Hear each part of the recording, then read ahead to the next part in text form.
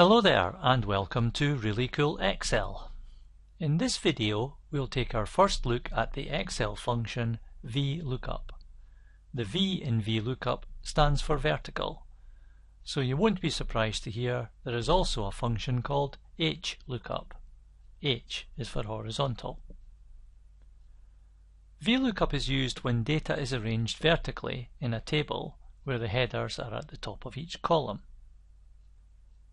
HLOOKUP is used when data is arranged horizontally in a table, where the headers are at the left of each row. To explain what VLOOKUP does, here's the technical description. VLOOKUP will find a value from the leftmost column of a table, and then return a value in the same row from a column you specify. It also says that by default, the table must be sorted in ascending order. I'll say more about that later. Now for the non-technical description. If we know the value in the first column, VLOOKUP will return a related value from the same row. We just have to specify from which column in that row. Now let's look at an example that will make sense of what I've just said. Here's a table of invoice numbers and associated data. It's quite small for the purposes of this video, so please imagine it's part of a much longer list with hundreds or even thousands of rows. A client phones to query an invoice and quotes the invoice number. They want to check the amount of the invoice. Earlier I said if we know a value in the first column, VLOOKUP will find another value in the same row as long as we specify the column. For step 1, we do know a value in the first column, we have an invoice number. And for step 2, we can tell VLOOKUP to find the value in the same row, and we will specify the column containing the invoice amount. I've set up two cells here. I'll type an invoice number in this one, and VLOOKUP will tell me the invoice amount. I'll try another invoice, and there's the amount again. To explain how it does that, let's have a quick look at the formula, which at first glance looks quite complicated, but it's not really, which you'll see as we work through it. I'll start by deleting it so we can build it back up again. As always, click the cell where the answer will go, I2. Then click Insert Function here.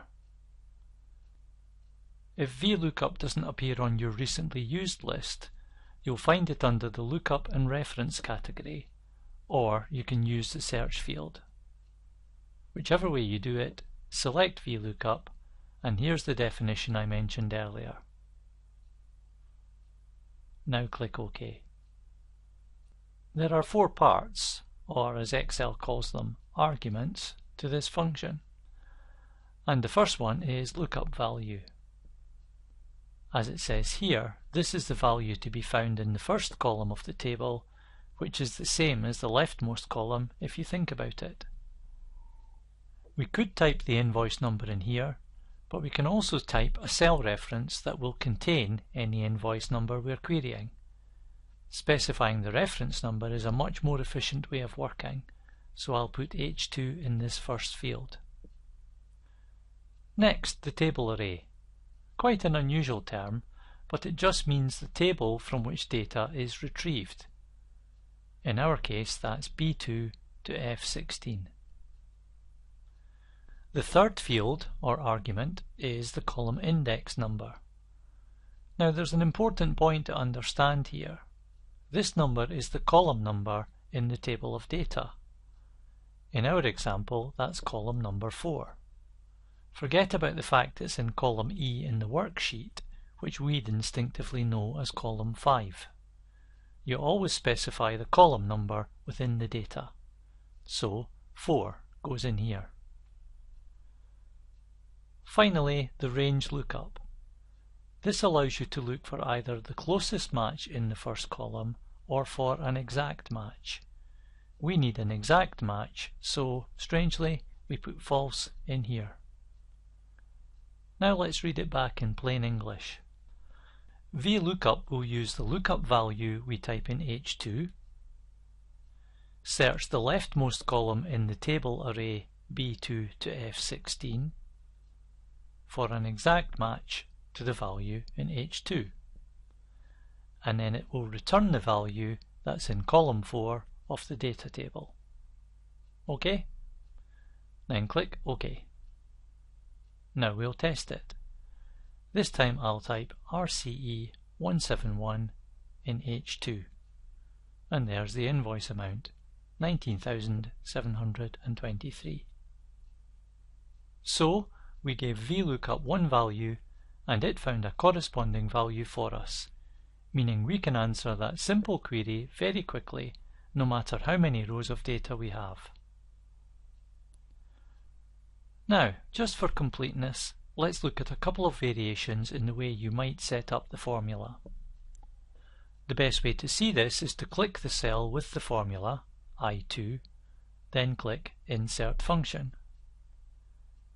Instead of a cell reference as the lookup value, you could type the value you're looking for, invoice number RCE171. VLOOKUP would still work perfectly well, but then every time you're querying an invoice, you'd have to change the formula. That's just way too much bother, so I would stick with a cell reference. It's so much cleaner. Secondly, our data table is very small, so it's quite easy to specify the range. But what if your data was hundreds or even thousands of rows? It would be very tiresome to select by dragging the mouse down through the data. To save all this mouse activity, in the table array, just enter the column labels, either by typing them in or by selecting. It doesn't matter, it works both ways. Finally, if your data is already sorted in ascending order, you don't need to put false in the range lookup, because false is the default value when your data is sorted. I'll take it out and it still works. So that's an introduction to VLOOKUP, which demonstrates how to specify one value and return one other value from the same row of data. But VLOOKUP is capable of so much more than that, so I'll be developing more VLOOKUP videos in the reallycoolExcel range. I once heard somebody say that a person's Excel knowledge or expertise can be defined in two ways: before VLOOKUP and after VLOOKUP. If that's true, you're now in your post-VLOOKUP stage of development, so you can crack on from here.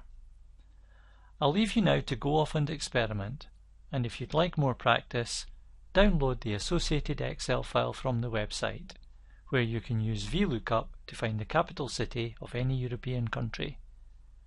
Thanks for listening, and we'll see you again next time.